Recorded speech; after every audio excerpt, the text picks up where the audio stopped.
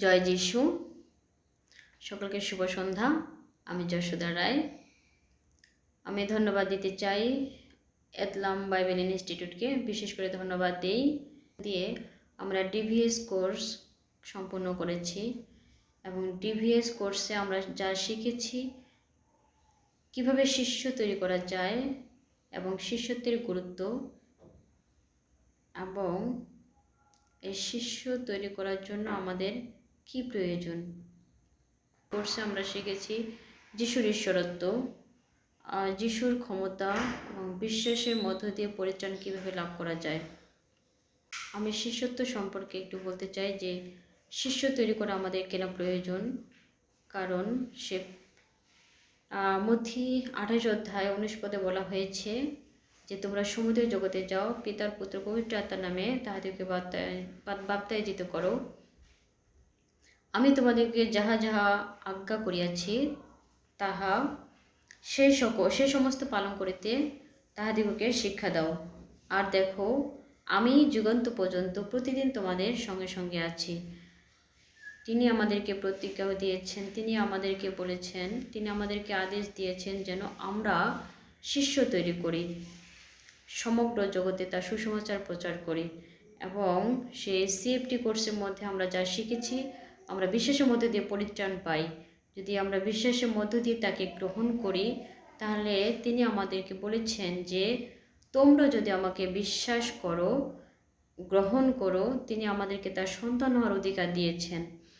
তো আমরা যদি তার সন্তান হয়ে থাকি, তিনি আমাদেরকে আরও কত কিছু কর্তৃত্ব না দিয়েছেন।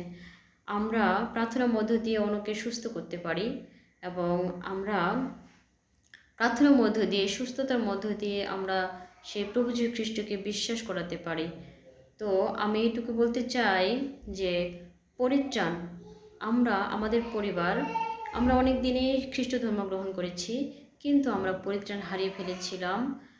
আবার এই এতলাম বাইবেল ইনস্টিটিউটের মধ্য দিয়ে আমরা পরিত্রাণ ফিরে পেয়েছি এবং আমাদের জীবনে যে আত্মিক খাবারের প্রয়োজন রয়েছে, সে আত্মিক খাবার আমরা খুঁজে পেয়েছি এবং এই আত্মিক খাবারের মধ্য দিয়ে আমরা জীবনে অনেক শান্তি অনুভব করতে পারি।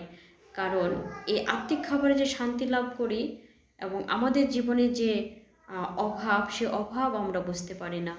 এবং আমাদের জীবনে যে আত্মিক খাবার, সে আত্মিক খাবার আমাদেরকে বলে দেয় এবং এই আত্মিক খাবারে যে শান্তি, যে অনুভব আমরা করি, এই আত্মিক খাদ্য মধ্য দিয়ে আমরা নিজেদেরকে আরও অন্যভাবে উপলব্ধি করি। তাই আমাদের পরিবার, এখন আমরা আত্মিকতায় বৃদ্ধি পেয়েছি এবং আমাদের পরিবারে যে আমাদের সন্তান রয়েছে, সেই সন্তানও বিশ্বাস করে যে প্রার্থনায় অসুস্থ লোক সুস্থ হয়ে যায়।